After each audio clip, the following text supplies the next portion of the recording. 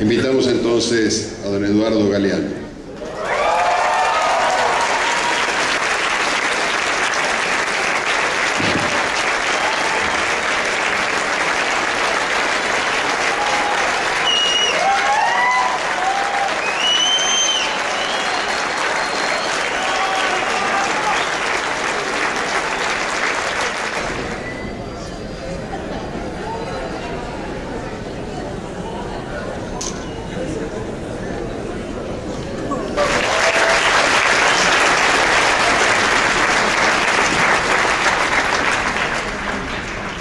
Bueno, no se asusten, porque empezaré diciendo seré breve, pero esta vez es verdad.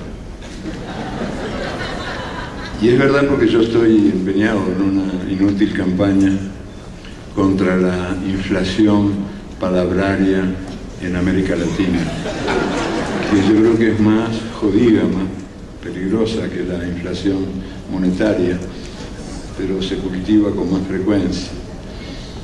Y porque además lo que voy a hacer es leer para ustedes un mosaico de textos breves, previamente publicados en revistas, periódicos, libros, pero no reunidos como ahora en una sola ocasión, reunidos en torno a una pregunta que me ocupa y me preocupa, como estoy seguro a todos ustedes, que es la pregunta siguiente: ¿los derechos de los trabajadores son ahora un tema para arqueólogos?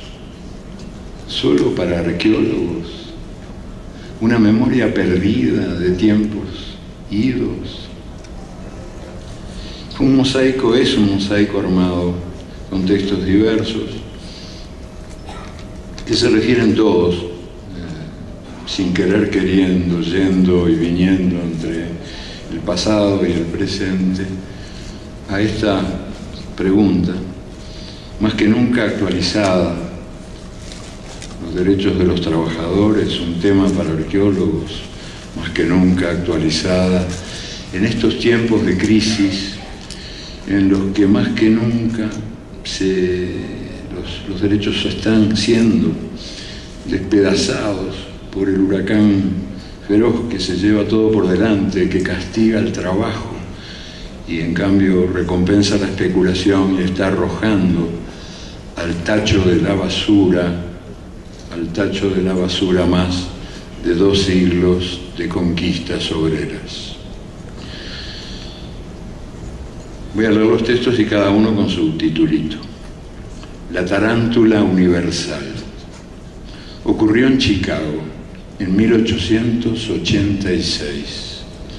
El 1 de mayo, cuando la huelga obrera paralizó Chicago y otras ciudades, el diario Philadelphia Tribune diagnosticó: el elemento laboral ha sido picado por una especie de tarántula universal y se ha vuelto loco de remate. Locos de remate estaban los obreros que luchaban por la jornada de trabajo de 8 horas y por el derecho a la organización sindical. Al año siguiente, muchos de ustedes lo saben, pero nunca está de más repetirlo, 4 dirigentes obreros acusados de asesinato fueron sentenciados sin pruebas en un juicio mamarracho. Se llamaban Georg Engel, Adolf Fischer, Albert Parsons y August Spies. Marcharon a la horca y mientras el quinto condenado, Louis Link, se había volado la cabeza en su celda. Cada 1 de mayo el mundo entero lo recuerda. Que dicho sea de paso, les cuento que yo estuve en Chicago hace unos, no me acuerdo ahora, pero 7, 8 años, y les pedí a mis amigos que me llevaran al lugar donde todo esto había ocurrido. Y no lo conocían. Y entonces me di cuenta de que en realidad esta ceremonia universal, la única fiesta de veras universal que existe, en Estados Unidos no se celebraba. O sea, era en ese momento el único país del mundo donde el 1 de mayo no era el Día de los Trabajadores. En estos últimos tiempos eso ha cambiado. Recibí hace poco una carta muy jubilosa de esos mismos amigos contándome que ahora había en ese lugar un monolito que recordaba a estos héroes del sindicalismo y que las cosas habían cambiado y que se había hecho una manifestación de cerca de 1 millón de personas en su memoria por primera vez en la historia. Y la carta terminaba diciendo: ellos te saludan. Al año siguiente, bueno, sigo con la lectura. Cada 1 de mayo el mundo entero recuerda a esos mártires y con el paso del tiempo las convenciones internacionales, las constituciones y las leyes les han dado la razón. Sin embargo, las empresas más exitosas siguen sin enterarse. Prohíben los sindicatos obreros y miden las jornadas de trabajo con aquellos relojes derretidos de Salvador Dalí. Una enfermedad llamada trabajo. En 1714 murió Bernardino Ramazzini. Él era un médico raro, un médico rarísimo, que empezaba preguntando: ¿en qué trabaja usted? A nadie se le había ocurrido que eso podía tener alguna importancia. Su experiencia le permitió escribir el primer tratado de medicina del trabajo, donde describió una por una las enfermedades frecuentes en más de 50 oficios y comprobó que había pocas esperanzas de curación para los obreros que comían hambre, sin sol y sin descanso, en talleres cerrados, irrespirables y mugrientos. Mientras Ramazzini moría en Padua, en Londres nacía Percival Pott. Siguiendo las huellas del maestro italiano, este médico inglés investigó la vida y la muerte de los obreros pobres. Y entre otros hallazgos, Pott descubrió por qué era tan breve la vida de los niños desollinadores. Los niños se deslizaban desnudos por las chimeneas de casa en casa y en su difícil tarea de limpieza respiraban mucho hollín. El hollín era su verdugo.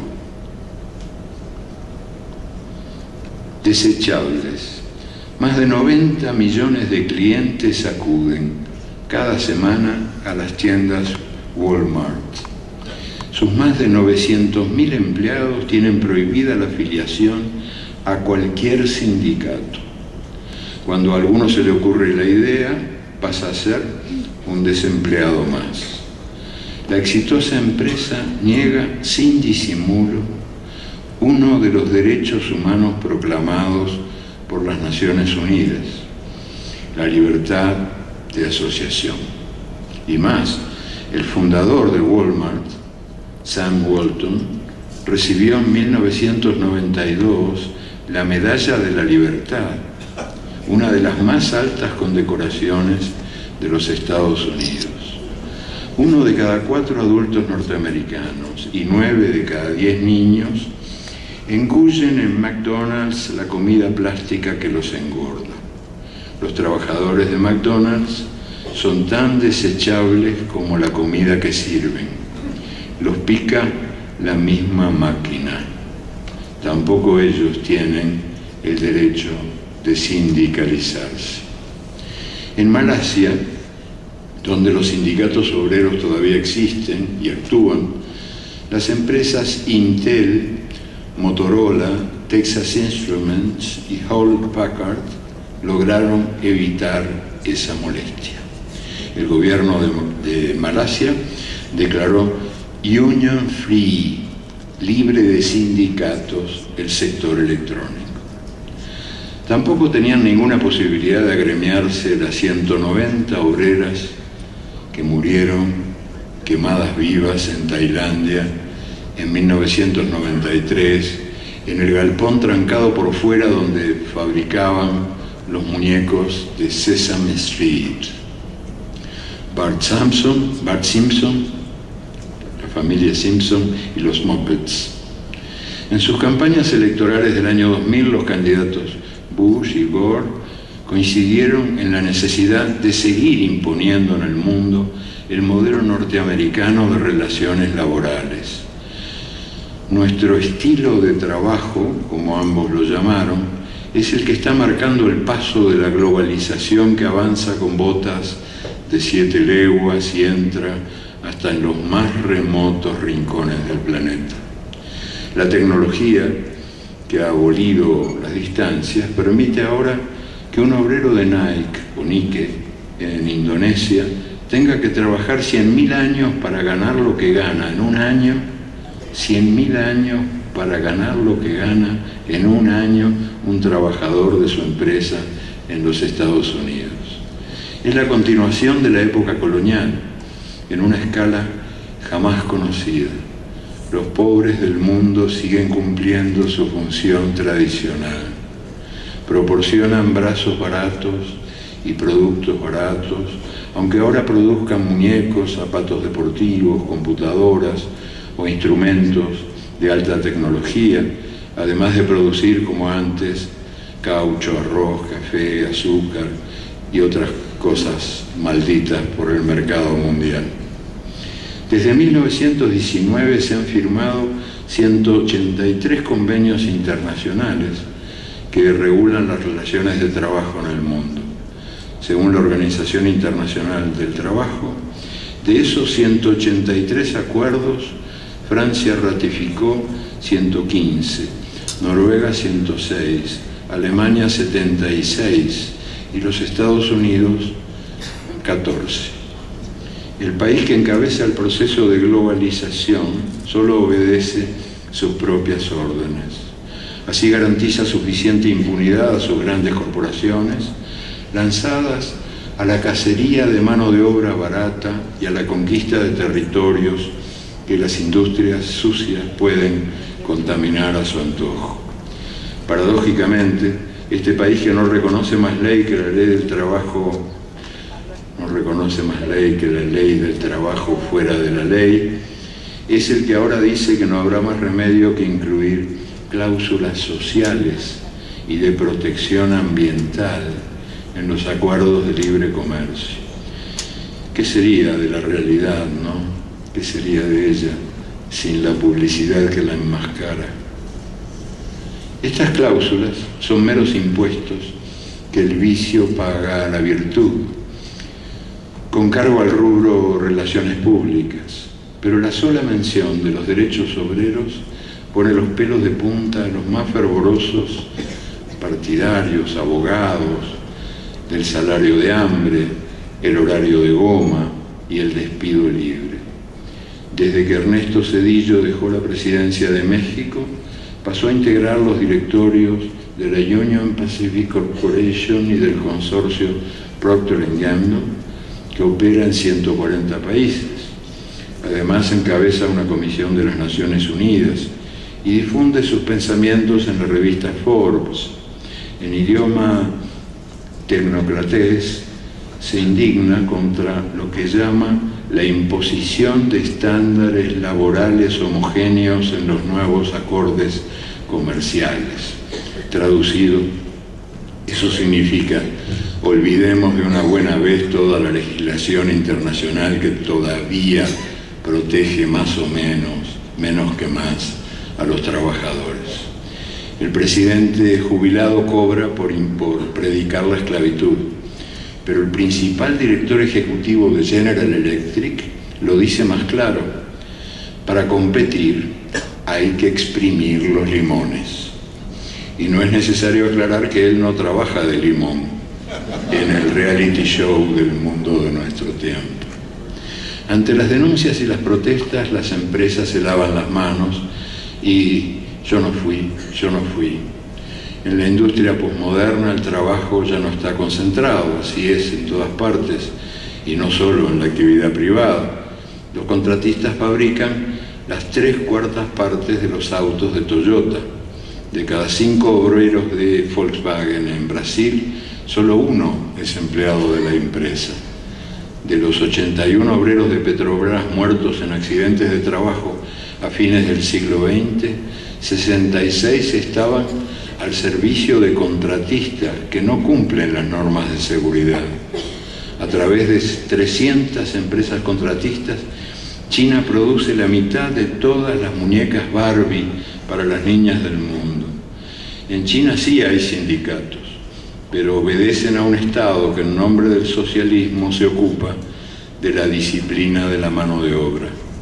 Nosotros combatimos la agitación obrera y la inestabilidad social para asegurar un clima favorable a los inversores, explicó Bo Xilai, alto dirigente del Partido Comunista Chino.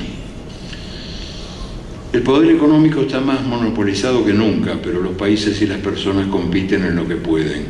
A ver quién ofrece más a cambio de menos, a ver quién trabaja el doble a cambio de la mitad. A la vera del camino están quedando los restos de las conquistas arrancadas por tantos años de dolor y de lucha. Las plantas maquiladoras de México, Centroamérica y el Caribe, que por algo se llaman sweatshops, talleres del sudor, crecen a un ritmo mucho más acelerado que la industria en su conjunto. 8 de cada 10 nuevos empleos en la Argentina están en negro, sin ninguna protección legal. 9 de cada 10 nuevos empleos en toda América Latina corresponden al llamado sector informal, un eufemismo para decir que los trabajadores están librados a la buena de Dios. La estabilidad laboral y los demás derechos de los trabajadores serán de aquí a poco un tema para arqueólogos, no más que recuerdos de una especie extinguida. En el mundo al revés, la libertad oprime.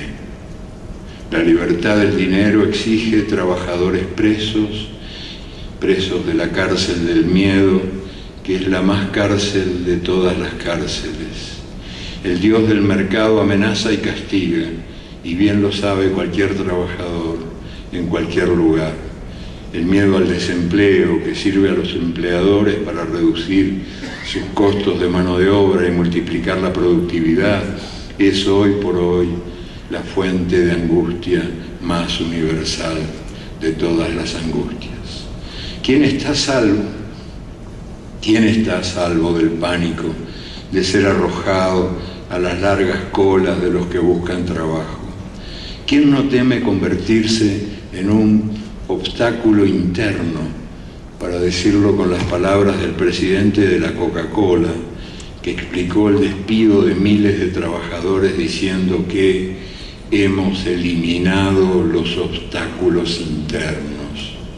Y en tren de preguntas la última: ante la globalización del dinero que divide el mundo en domadores y domados, ¿se podrá internacionalizar la lucha por la dignidad del trabajo?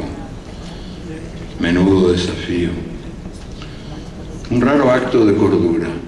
En 1998 Francia dictó la ley que redujo a 35 horas semanales el horario de trabajo. Trabajar menos, vivir más. Tomás Moro lo había soñado en su utopía, pero hubo que esperar 5 siglos para que por fin una nación se atreviera a cometer semejante acto de sentido común. Al fin y al cabo, ¿para qué sirven las máquinas si no es para reducir el tiempo de trabajo y ampliar nuestros espacios de libertad? ¿Por qué el progreso tecnológico tiene que regalarnos desempleo y angustia? Por una vez al menos hubo un país que se atrevió a desafiar tanta sinrazón. Pero, poco duró la cordura. La ley de las 35 horas murió a los 10 años. Este inseguro mundo, algo sobre la inseguridad. Hoy, digamos que hoy, está escrito el abril 28, el 28 de abril, Día de la Seguridad en el Trabajo. Día de la Seguridad en el Trabajo. Vale la pena advertir que no hay en el mundo nada más inseguro que el trabajo. Cada vez son más y más los trabajadores que despiertan cada día preguntando: ¿cuánto sobraremos? ¿Quién me comprará? Muchos pierden el trabajo y muchos pierden, trabajando, también la vida. Cada 15 segundos muere un obrero asesinado por eso que llaman accidentes de trabajo. La inseguridad pública es el tema preferido de los políticos que desatan la histeria colectiva en cada elección. Peligro, peligro, proclaman. En cada esquina acecha un ladrón, un violador, un asesino. Pero esos políticos jamás denuncian que trabajar es peligroso. Y es peligroso cruzar la calle, porque cada 25 segundos muere un peatón, asesinado por eso que llaman accidentes de tránsito. Y es peligroso comer, porque quien está a salvo del hambre puede sucumbir envenenado por la comida química. Y es peligroso respirar, porque en las ciudades, en las grandes ciudades, el aire puro es como el silencio, un artículo de lujo. Y también es peligroso nacer, porque cada 3 segundos muere un niño que no ha llegado vivo a los 5 años de edad. Una historia real, para acabar, que se me fue la mano con las teorías, un par de cosas así que tengan más que ver con la realidad de carne y hueso, como la historia de Maruja. El 30 de marzo, Día del Servicio Doméstico, no viene mal contar la breve historia de una trabajadora de uno de los oficios más ninguneados del mundo. Maruja no tenía edad. De sus años de antes nada decía. De sus años de después nada esperaba. No era linda, ni fea, ni más o menos. Caminaba arrastrando los pies, empuñando el plumero o la escoba o el cucharón. Despierta, hundía la cabeza entre los hombros. Dormida, hundía la cabeza entre las rodillas. Cuando le hablaban, miraba el suelo, como quien cuenta hormigas. Había trabajado en casas ajenas desde que tenía memoria. Nunca había salido de la ciudad de Lima, nunca. Mucho trajinó, de casa en casa, y en ninguna se hallaba. Por fin encontró un lugar donde fue tratada como si fuera persona. A los pocos días se fue, se estaba encariñando. Desaparecidos. Agosto 30, Día de los Desaparecidos. Los muertos sin tumba, las tumbas sin nombre, las mujeres y los hombres que el terror tragó, los bebés que son o han sido botín de guerra, y también los bosques nativos, las estrellas en la noche de las ciudades, el aroma de las flores, el sabor de las frutas, las cartas escritas a mano, los viejos cafés donde había tiempo para perder el tiempo, el fútbol de la calle, el derecho a caminar, el derecho a respirar, los empleos seguros, las jubilaciones seguras, las casas sin rejas, las puertas sin cerradura, el sentido comunitario y el sentido común. El origen del mundo, para terminar. Hacía pocos años que había terminado la Guerra Española y la cruz y la espada reinaban sobre las ruinas de la República. Uno de los vencidos, un obrero anarquista, recién salido de la cárcel, buscaba trabajo. En vano revolvía cielo y tierra. No había trabajo para un rojo. Todos le ponían mala cara, se encogían de hombros, le daban la espalda. Con nadie se entendía, nadie lo escuchaba. El vino era el único amigo que le quedaba. Por las noches, ante los platos vacíos, soportaba sin decir nada los reproches de su esposa beata, mujer de misa diaria, mientras el hijo, un niño pequeño, le recitaba el catecismo. Mucho tiempo después, Josep Verdura, el hijo de aquel obrero maldito, me contó esta historia. Me lo contó en Barcelona, cuando yo llegué al exilio, me lo contó. Él era un niño desesperado, que quería salvar a su padre de la condenación eterna. Pero el muy ateo, el muy tosudo, no entendía razones. Pero papá, le preguntó Josep, llorando, pero papá, si Dios no existe, ¿quién hizo el mundo? Y el obrero, cabizbajo, casi en secreto, dijo, tonto, al mundo lo hicimos nosotros, los albañiles.